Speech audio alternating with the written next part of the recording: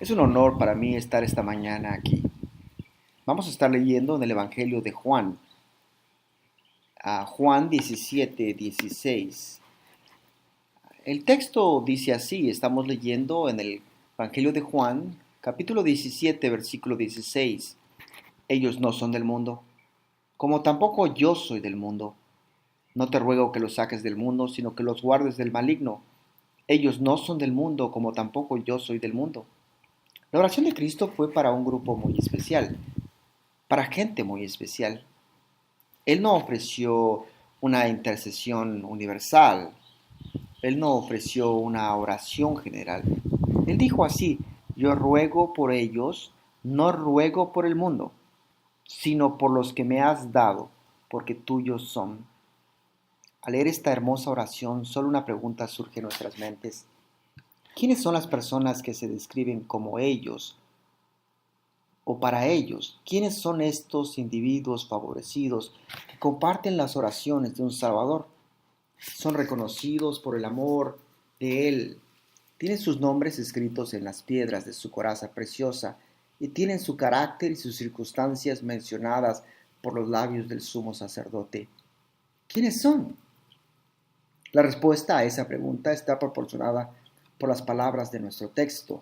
Las personas por quienes Cristo ora son un pueblo sobrenatural. Son un pueblo por encima del mundo, distinguido en conjunto por Él. Ellos no son del mundo, como tampoco yo soy del mundo. Ayer le decía a Miguel, cuando pienso en la iglesia, pienso en un grupo muy selecto de individuos, un lugar perfecto, sin retorno. Dios está trabajando en nuestras vidas. Hasta el día de hoy sigue trabajando, Señor. Primero tomaremos nuestro texto y lo veremos doctrinalmente. La doctrina de que el pueblo de Dios es un pueblo que no es del mundo, así como Cristo no fue del mundo, no es tanto que no estén en el mundo, ya que sí lo están, pero no son del mundo, incluso como Cristo no era del mundo. Esta es una distinción importante, ya que se encuentran ciertas personas en el mundo que no parecen ser del mundo, que no son del mundo.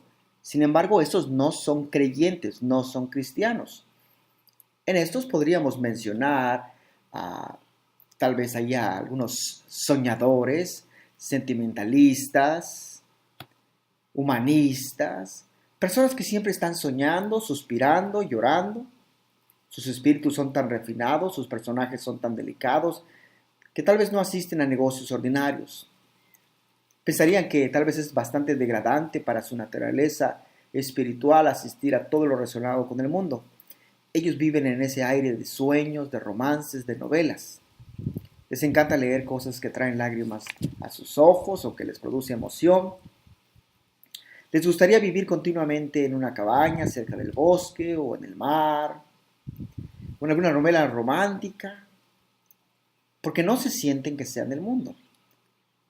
El hecho es que hay algo demasiado débil para soportar el desgaste de este mundo malvado.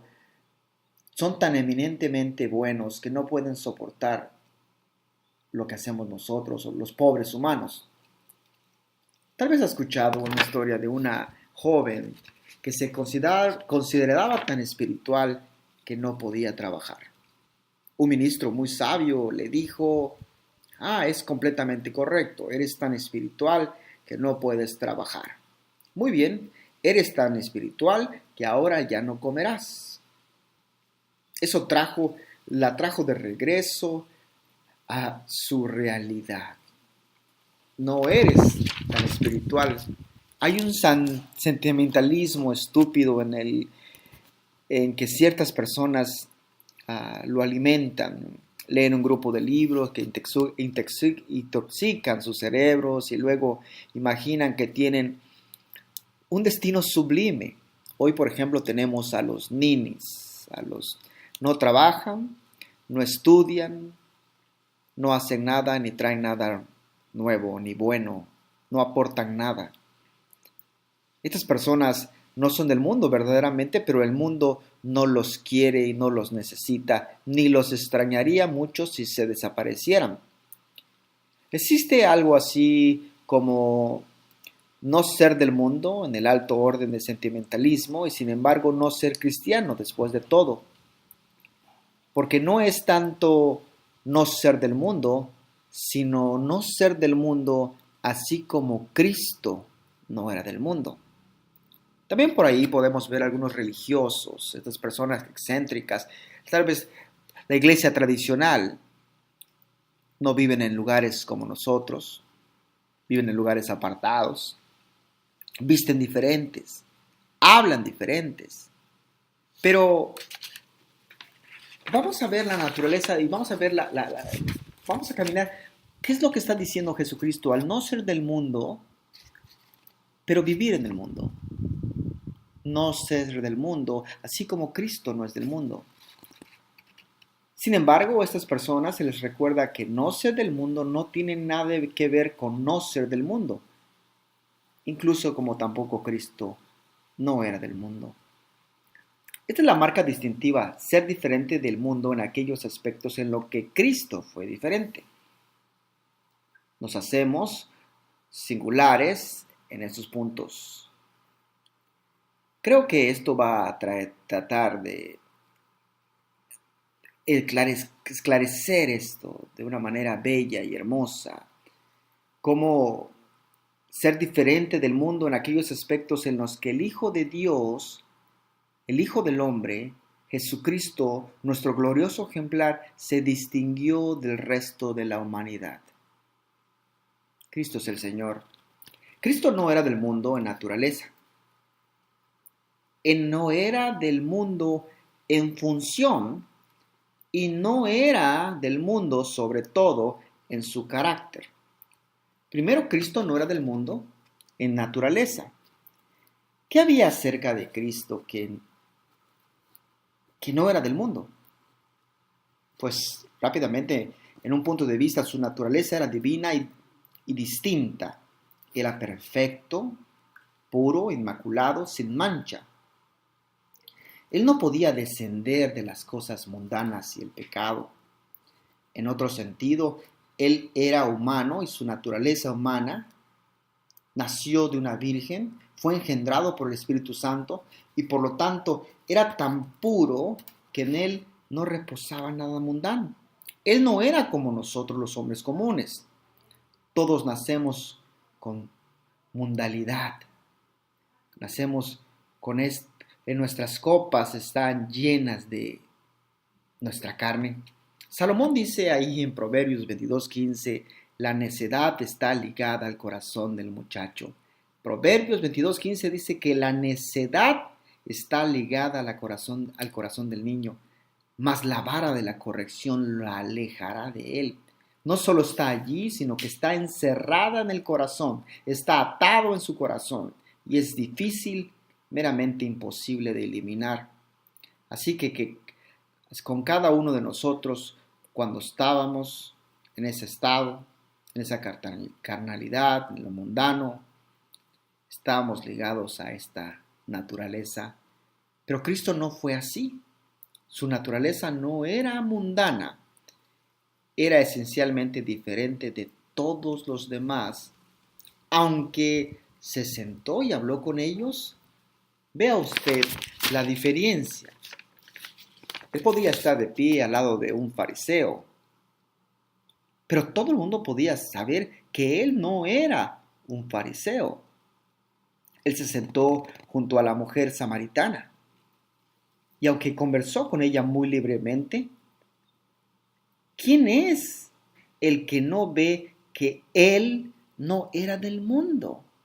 ¿Quién es el que no ve que él no era del mundo?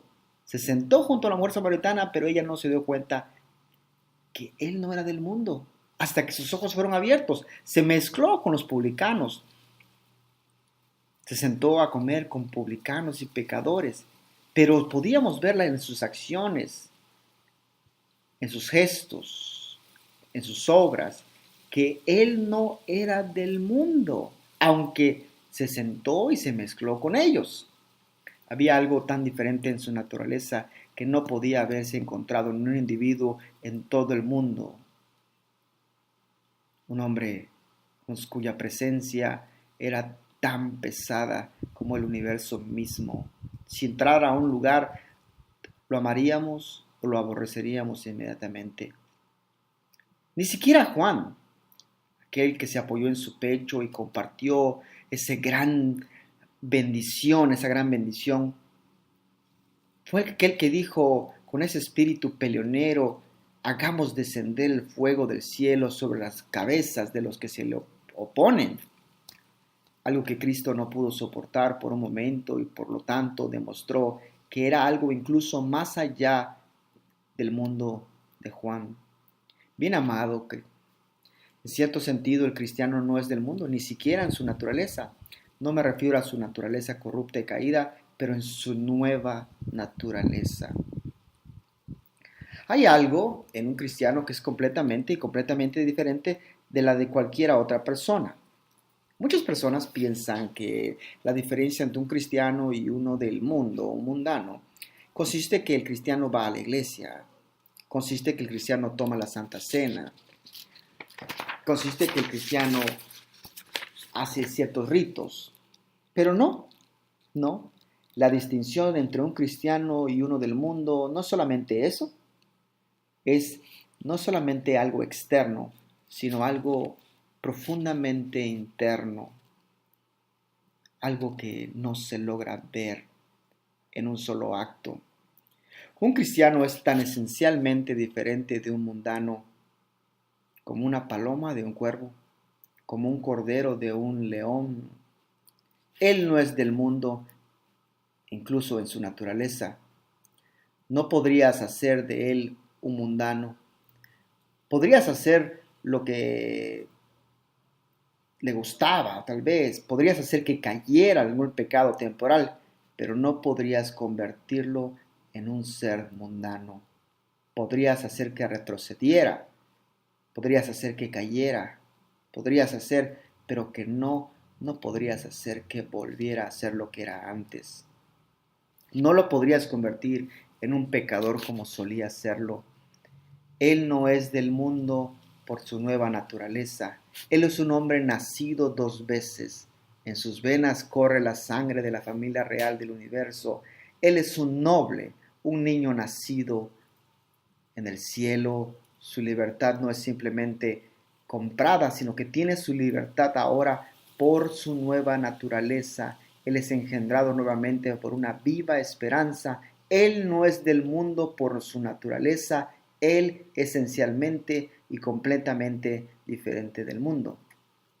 Aquí, por ejemplo, hay en la capilla, en la iglesia, hay diferentes tipos de hombres y mujeres. Algunos son inteligentes, algunos son ignorantes, algunos son ricos, algunos son pobres, algunos son altos, algunos son chaparros, algunos son bellos, algunos son feos. Pero no nos referimos a esa diferencia. No nos veremos sino algo completamente interno. Ahora vamos a ver otro punto. La ocupación, el trabajo de Cristo nunca tuvo nada que ver con cosas del mundo. Y el creyente debe ser de la misma manera. Cuando se le preguntó a Cristo, ¿acaso eres un rey? Su respuesta fue: sí, soy un rey, pero mi reino no es de este mundo. ¿Acaso eres un sacerdote? Sí, soy un sacerdote, pero mi sacerdocio no es el sacerdocio que pronto acaba o se descontinúa. Mi sacerdocio es eterno delante de Dios. Cuando se le preguntó, ¿eres tú un maestro?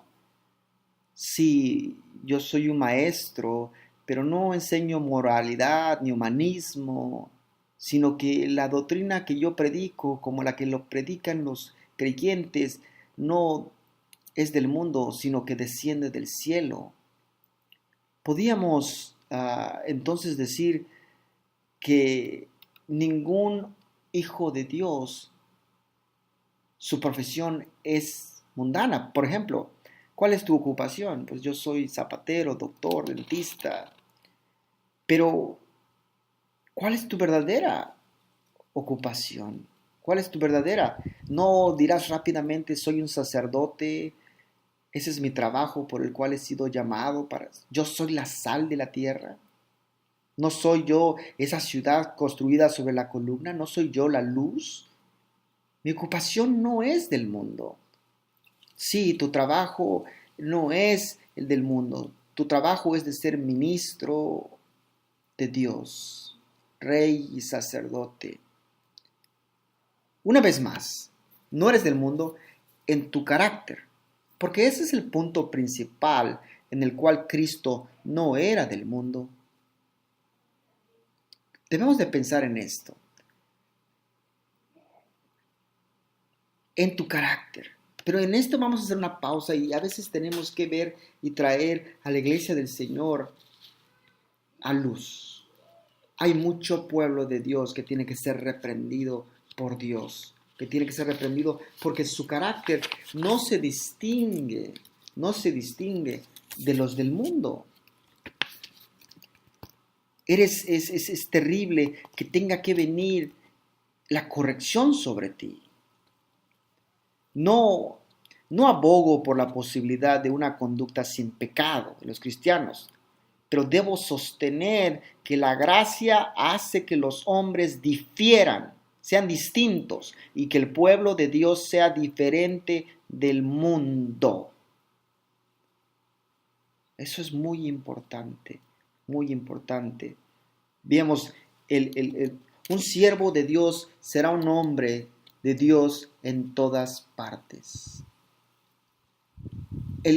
Su trabajo, su negocio, es lo que se llama la ley de Dios. Él siente que no es del mundo, en consecuencia va en contra de sus prácticas y sus afanes. Se sabe que Salomón era un hombre que no era del mundo, que Dios le había dado todas estas cosas, pero tuvo que ser corregido por Dios. Por ejemplo, el cristiano tiene que ser como el pez, como ese pez, como el salmón, que antes de desovar, antes de morir, tiene que nadar contra la corriente. Los cristianos tienen que nadar con la corriente, contra la corriente, contra la corriente. No pueden ser como el mundo, tienen que nadar en contra de la corriente. El pueblo del Señor no puede estar de acuerdo con el resto de la humanidad. Sus personajes deben ser visiblemente diferentes. Deben ser hombres y mujeres que sus compañeros puedan reconocerlos sin dificultad. Sería un problema, por ejemplo, para el arcángel Gabriel si viniera hoy y tratara de escoger a algunos de ustedes como creyentes, como cristianos, porque se parecen tanto al mundo, son tan parecidos al mundo. Solamente el Espíritu de Dios podría saber quiénes son los que son de Dios. Mis hermanos, les voy a contar la historia de un muchachito que acudió con el pastor y le dijo: pastor, voy a ir a un campamento, el campamento no es cristiano y estoy preocupado por esas cuestiones del bullying y esas cuestiones de que no son gente creyente la que va a ir allá. El pastor entendió y rápidamente oró por el muchachito. Hijo, no te preocupes, que Dios está en control de las cosas. Vamos a orar por ti. El muchachito se fue al campamento, regresó del campamento, y cuando el pastor tuvo oportunidad de hablar con él, platicar con él, le dijo: hijo, ¿cómo te fue en el campamento? El muchachito rápidamente respondió: me fue muy bien, pastor. Nadie se dio cuenta de que yo era cristiano. ¿Te das cuenta de la forma en que hemos operado? La forma que opera la iglesia. Nadie se da cuenta de que tú eres creyente. Es algo muy íntimo ser creyente. Es algo muy tuyo ser creyente. Ahora vamos a la práctica. La práctica. Cuando un creyente se mete en problemas, no es cuando nos damos cuenta que no somos del mundo. No es cuando acudimos a papá y le pedimos: por favor, ayúdame.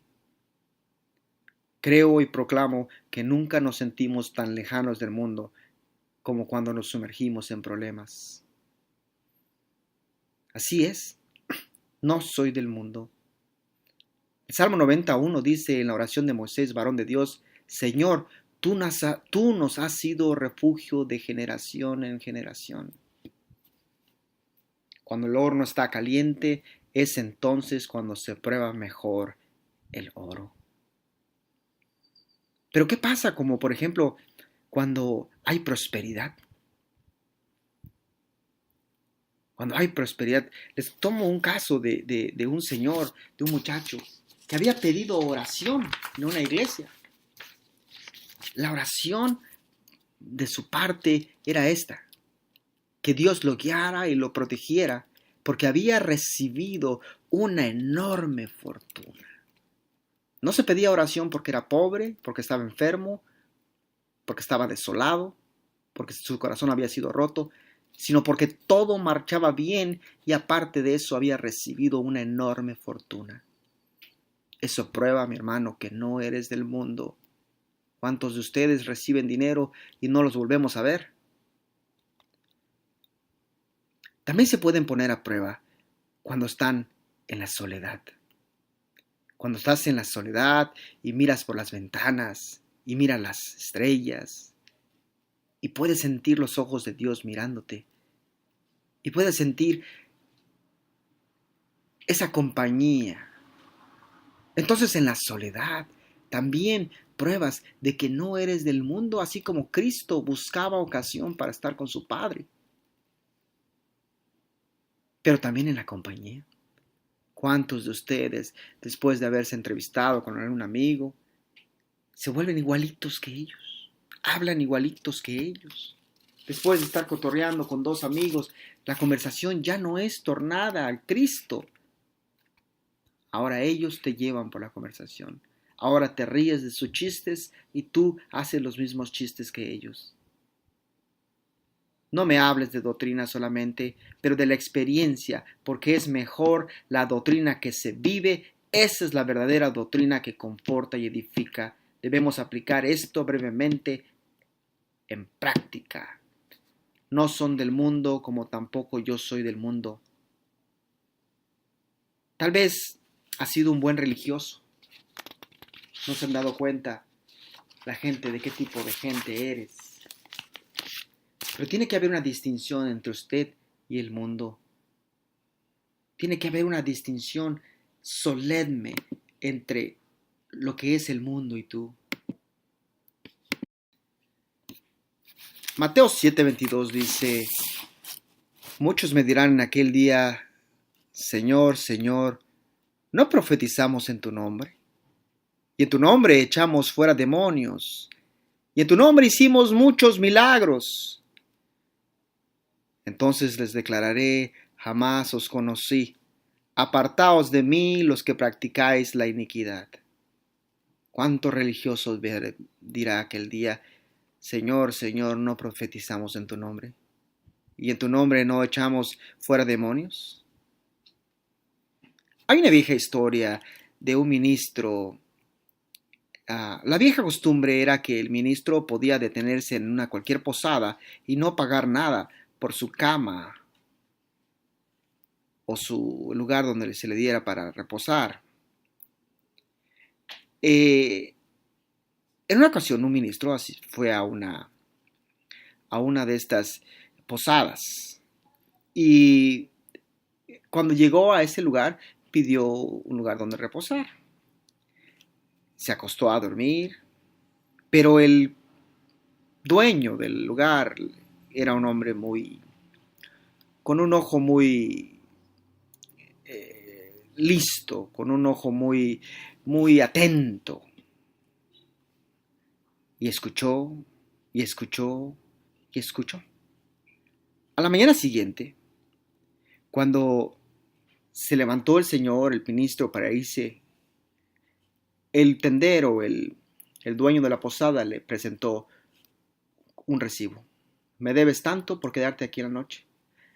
Rápidamente el ministro le dijo, no, yo no pago eso. Acuérdate que la costumbre dice que los ministros nos podemos quedar en las posadas sin pagar. Sí, le dijo el tendero, esa es la costumbre. Pero anoche que llegaste, escuché cuando te dormiste, escuché y escuché, pero nunca hubo oración, nunca salió oración de tus labios. Y así que te fuiste a dormir como un pecador normal, como un incircunciso normal, y ahora te presento un recibo como gente normal. Qué impresionante que ese día no haya distinción entre tú y los demás. Qué impresionante. Acuérdense, mis hermanos, Dios no puede ser burlado. Gálatas 6:7 dice, no os engañéis. Dios no puede ser burlado, porque todo lo que el hombre sembrare, eso también segará. Aunque a menudo lo somos, ambos ministros y gente, Dios no puede ser burlado. Todo lo que el hombre sembrare, eso también segará. Y ahora tenemos que aplicar eso también a los hijos de Dios. No debemos dar ocasión al enemigo para blasfemar. Tengo que ser diferente del mundo. Ven, hermano, confesemos nuestros pecados juntos. Ven, ven, vengamos al altar y confesemos que no hemos sido diferentes del mundo, que nos hemos comportado como el mundo. Había un hombre, un predicador. Predicaba como un ángel. Era tremenda su prédica, terriblemente. Tanto que una vez o en una ocasión un muchacho se le acercó y le dijo, después de haber escuchado la prédica, se dijo a sí mismo, seguiré a este ministro. Después de terminar la prédica, se acercó y el ministro estaba ocupado, pero invitaron a comer al ministro y él lo siguió. Ya en la comida, el ministro, el pastor, se volvió exactamente como el mundo. Sus chistes volvieron a ser como los del mundo. Y la prédica hermosa, lo que había causado impacto en el joven, ahora ya no causaba impacto. Ministros del mundo, ministros que predican a Cristo, no sean como el mundo, sean como Cristo. Acuérdense, mis hermanos, que es como aquella historia del hombre que llegó a una posada. Y en esta posada estaba bastante incómoda. Así es nuestra morada en esta tierra. No fue la intención de estar cómodos. No fue la intención de Cristo estar cómodos. Si la posada está incómoda, no te vas a quedar a vivir toda la vida aquí. Esta prédica es para la gloria y la honra del Señor Jesucristo. Amén.